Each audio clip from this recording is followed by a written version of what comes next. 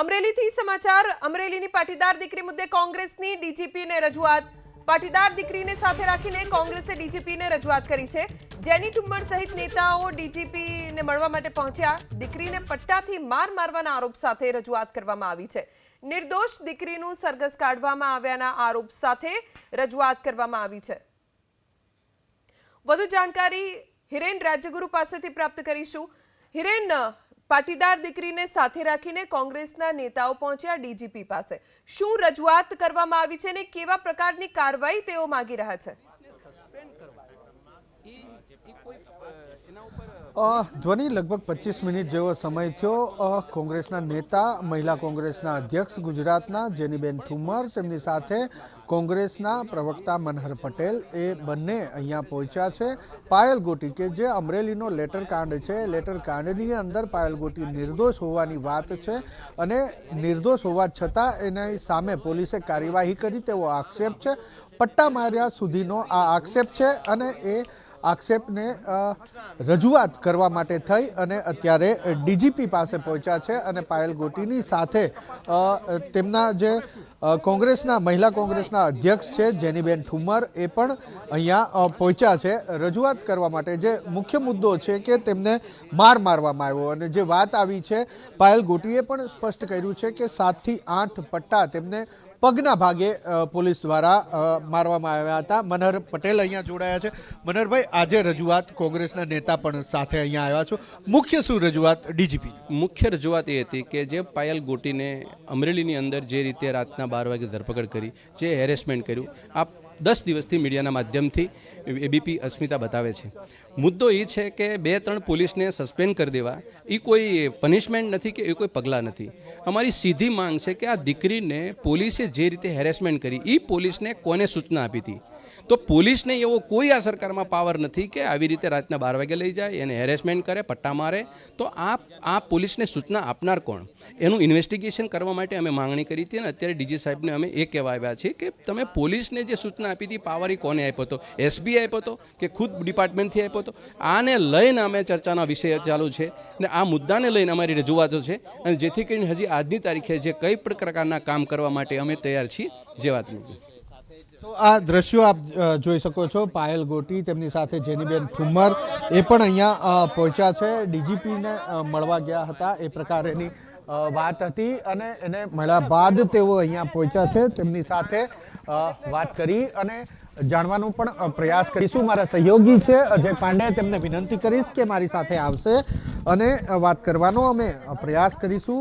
જેનીબેન ઠુમ્મર કે જે મહિલા કોંગ્રેસના અધ્યક્ષ છે અને સાથે ત્યાં પહોંચ્યા હતા, જે રજૂઆત કરવા માટે ગયા હતા ત્યારે ત્યાં પહોંચ્યા હતા, તેમની સાથે વાત કરી અને જાણવાનો પણ પ્રયાસ કરીશું કે કયા પ્રકારની વાતચીત થઈ છે અને કેવા પ્રકારની રજૂઆત થઈ છે।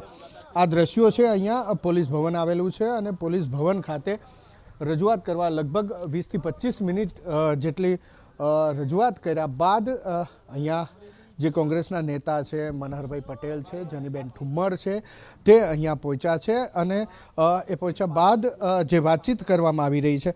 મનહરભાઈ, એક પ્રશ્ન એ પણ છે કે ગઈકાલે રાત્રે એસએમસીના વડા નિર્લિપ રાયને તપાસ સોંપવામાં આવી છે સમગ્ર મામલાની। કહેવામાં એવું આવી રહ્યું છે કે તટસ્થ તપાસ થાય એના માટે થઈ અને નિર્લિપ રાયને, જો કે પાયલબેને પણ માંગણી કરી હતી કે નિર્લિપ રાય તપાસ કરે ને નિર્લિપ રાય સાહેબને જે તપાસ સોંપવાની જે માંગ હતી એ ખરેખર 12 દિવસની ફલશ્રુતિ ગુજરાતની પોલીસે કે સરકારે કોઈ પગલાં નથી લીધા। એને લઈને એક વિશ્વાસને ભરોસે કે એ નિર્લિપ રાય સાહેબ જે એ અમરેલીમાં કામ કર્યું છે, એની નીતિમત્તા અને એની જે કામ કરવાની પદ્ધતિ છે એને લઈને અપેક્ષાથી ભરી અને પાયલ ગોટીએ એ માંગ કરી છે કે અમને કંઈક સારો ન્યાય મળે અને એ ન્યાયના ભરોસે એમની માંગણી કરી હતી। વાત એ છે કે જે પોલીસને જે રીતે એને ત્યાં એની સાથેનું જે વર્તન કર્યું છે એ વર્તન કોના કહેવાથી કર્યું છે? બીજા નંબરમાં પત્ર જે છે એ પત્રની અંદર ઉલ્લેખ કરેલો છે, ગંભીર આક્ષેપો જે માન્ય ધારાસભ્ય ઉપર ભારતીય જનતા પાર્ટીના ઉપર કર્યા છે એને લઈને ફરિયાદ છે અને આવી અનેક બાબતોને લઈને વારંવાર આવા કિસ્સા બને નહીં એની ગરબડીને વાગે આ ફરિયાદની રીતે અમે રજૂઆત કરવાની આવે છે। જો અત્યાર સુધી કોંગ્રેસે જે પ્રકારેનું આંદોલન કર્યા, ધરણા કર્યા, હવે એસએમસીના વડા નિર્લિપ રાયને તપાસ સોંપવામાં આવી છે, શું એવું માની શકાય કે હવે કોંગ્રેસ આ ધરણાથી આગળ નહીં વધે, કે પછી આ રીતનું જે પ્રદર્શન છે, વિરોધ પ્રદર્શન એને કહો અથવા તો માગણી કહો, એ યથાવત રહેશે? નહીં ભાઈ, હું તમને બહુ સ્પષ્ટતા કરું, આ કેસની અંદર જલ્દી એવી પૂર્ણાહુતિ થઈ શકે એવા કોઈ ભારતીય જનતા પાસે સિમ્ટમ્સ નથી બતાવ્યા. પહેલી વસ્તુ એ કે 12 દિવસની અંદર પત્ર ઉપર ક્યાં તપાસ કરી, એસઆઈટી નિમી છે, ક્યાંના ઉપર નિમી છે? હજી શબ્દ બોલવા તૈયાર નથી કે 40 લાખ રૂપિયાનો હપ્તો કોણ લે છે. ધારાસભ્યશ્રીને ઉપર જે ગંભીર આક્ષેપો છે, ભારતીય જનતા પાર્ટીના આગેવાનો બોલતા થઈ ગયા કે ના ભૂલ છે, ભૂલ છે, ભૂલ છે, છતાંય સરકારી મિશનરી કોઈ બોલવા તૈયાર નથી. હોમ મિનિસ્ટરને અગાઉ પણ ખબર છે કે 40 લાખનો હપ્તો લે છે, એસીબી ડિપાર્ટમેન્ટને પણ જાણ કરી છે કે 40 લાખનો હપ્તો લે છે. આ તો ભારતીય જનતા પાર્ટીનો ઘરનો મામલો છે. એના ઉપર જ્યાં સુધી પગલાં ન લેવાય ત્યાં સુધી અમરેલીની જનતા કોઈ સુખાકારીથી ચેનતી નથી. મુદ્દો એ જ છે કે રેતી ખનન માફિયાઓ ત્યાં ચારે હાર અમરેલીમાં ફરે છે. દારૂ 70 દિવસ 70 ગામડા છે, 70 ગામની અંદર ફૂલ ભાપ દારૂ વેચાય છે.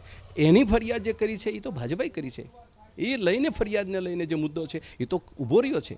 અને હું તો સરકારને વિનંતી કરું છું કે જે મુદ્દાને લઈને તમારે જે તપાસ કરવાની જે ગંભીરતા રાખવી જોઈએ, એ જે નિલીપ રાય સાહેબને જે તપાસ સોંપી છે એમાં આ મુદ્દો ગંભીરતાપૂર્વક સાથે રહેવો જોઈએ. કોને પત્ર લખ્યો છે, પત્રની સૂચના કોને આપી છે, પત્ર સાચો છે કે ખોટો છે, ગંભીર આક્ષેપો કર્યા છે ધારાસભ્યશ્રી ઉપર કર્યા છે, એ ગંભીર આક્ષેપો ઉપર પણ એને તપાસ કરવી જોઈએ, જેથી કરીને દૂધને પાણીનું પાણી થાય. ભારતીય જનતા પાર્ટી લોકલ રાજનીતિ કરી અને ગારલીપણ કરવાનું કામ ન કરે નિલીપ સાહેબને, એટલે અમારી એમને પણ વિનંતી છે. અચ્છા, 3 જે પોલીસ કર્મચારી છે એને સસ્પેન્ડ કરવામાં આવ્યા છે, આને કઈ રીતે જુઓ છો? તો 3 પોલીસને જે સસ્પેન્ડ કરવામાં આવ્યા છે એ 12 દિવસે એને સ્વીકાર્યું છે. 1 મિનિટની અંદર આનો નિર્ણય આવી શકે એમ હતો કે પોલીસે ભૂલ કરી છે, રાતના 12 વાગે લઈ ગયા છે, એમાં કોઈ ઇન્વેસ્ટિગેશનનો સવાલ નથી. તો 12 દિવસ સુધી વિલંબ છે. બીજું, સસ્પેન્ડ કરવા એ ઉકેલ નથી. સસ્પેન્ડ કરવા એ તો એને સિક્યોર બનાવ્યો છે. એને ડિસમિસ કરવા જોતા હતા, એને ડિસમિસ નથી કર્યા. બીજું, 3 પોલીસ જવાબદાર કેમ? એસપી કેમ જવાબદાર નહીં? એસપીને કોને સૂચના આપી હતી? એસપીએ આ પોલીસ કોન્સ્ટેબલને સૂચના આપી હતી, તો એસપી જવાબદાર છે. એટલે મુદ્દો છે ને ભટકાવવા માટે આ સસ્પેન્ડ કરી અને શાંત વાતાવરણ બનાવવાનો પ્રયત્ન છે. એકચ્યુઅલી ગંભીર વાતાવરણ છે અને ઉકળતો ચરુ છે અમરેલીમાં પણ, કે ભ્રષ્ટાચારથી અમરેલી ખદબદે છે અને આ પરિસ્થિતિ નાજુક બની રહી છે. એના માટે કોંગ્રેસ પક્ષ મક્કમતાથી હજી આવનારા દિવસોમાં પણ કામ કરશે કે 40 લાખનો હપ્તો લેનાર ધારાસભ્ય છે, એ ધારાસભ્યને જનતાએ ચૂંટ્યા છે, એનો દ્રોહ કર્યો છે, અને એના માટે ભારતીય જનતા પાર્ટીએ પહેલી ફરિયાદ કરી છે. કોંગ્રેસ એના ઉપર લેપ મારે છે. તો પછી એવું મનાય કે અત્યાર સુધી કોંગ્રેસ જે નારી શક્તિના સન્માનની વાત કરતી હતી, મહિલા આત્મસન્માનની વાત કરતી હતી, એ હવે ભ્રષ્ટાચારની બાબતમાં કન્વર્ટ થશે? બંને મુદ્દા છે. મુદ્દો સંવેદનાનો હતો એટલે પહેલો લીધો. દીકરીની મર્યાદા, દીકરીની આબરૂ, દીકરીને રસ્તા ઉપર ઉતારી, એ મુદ્દો ગંભીર હતો, એટલા માટે પહેલો મુદ્દો લીધો. ભ્રષ્ટાચારનો મુદ્દો કંઈ બાકી નથી, એ સેમ ભ્રષ્ટાચારનો મુદ્દો અત્યારે ઊભો છે. એટલે ક્રમ તમે જે કહો છો એ ક્રમની અંદર ગંભીર ફરિયાદો બંનેમાં એટલી છે, પણ સંવેદનાની રીતે દીકરીને ન્યાય વહેલો મળવો જોઈતો હતો, અને મળવો જોઈએ એ સમસ્ત સમાજનો વિકલ્પ હતો, કોઈ કોંગ્રેસ પક્ષની વાત નહોતી. દીકરી માટે તો સૌ લોકો દોડી ગયા છે અને દોડવું જોઈએ. ભારતીય જનતા પાર્ટીના આગેવાનો પણ અમુક બહાર આવ્યા છે કે દીકરીને અન્યાય થયો છે, પોલીસે અત્યારે કરી છે. પણ મુદ્દો અમારો મુખ્ય છે, રાજકીય રીતે મુદ્દો છે કે જનતાને 70 ગામમાં દારૂ વેચાય છે, એ ભાજપા સ્વીકારે છે. ત્યાં રેતી ખનન થાય છે, ભાજપા સ્વીકારે છે. ત્યાં આગળ ધારાસભ્ય 40 લાખનો હપ્તો લે છે, ભાજપા કહે છે. તો ભાજપા ઉપર તો એસઆઈટી નિમે. એટલે નિલીપ રાય સાહેબ જે છે એ મુદ્દો એને લઈ અને કામ કરે તો જનતાને કંઈક સુખાકારીનો લાભ મળી શકે એનો, અને ભ્રષ્ટાચારની ભુક્ત અમરેલીને કરી શકાય. જો મનોહરભાઈ, એક વસ્તુ એ જાણવી છે, તમે રાજકારણમાં સક્રિય છો એટલે તમારા પાસે માહિતી પણ આવતી હશે. આ જે લેટરકાંડ થયો એનું મૂળ શું છે? મૂળ ભારતીય જનતા પાર્ટીની પરિસ્થિતિ અંદરની જે હોય તે, પણ એક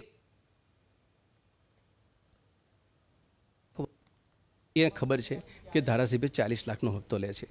તો 40 લાખનો હપ્તો લે છે એ બહાર કાઢવા પાછળ કોઈની રાજનીતિ પૂરી કરવા માટેનું કારસ્તાન હતું, એ પણ તપાસનો વિષય છે.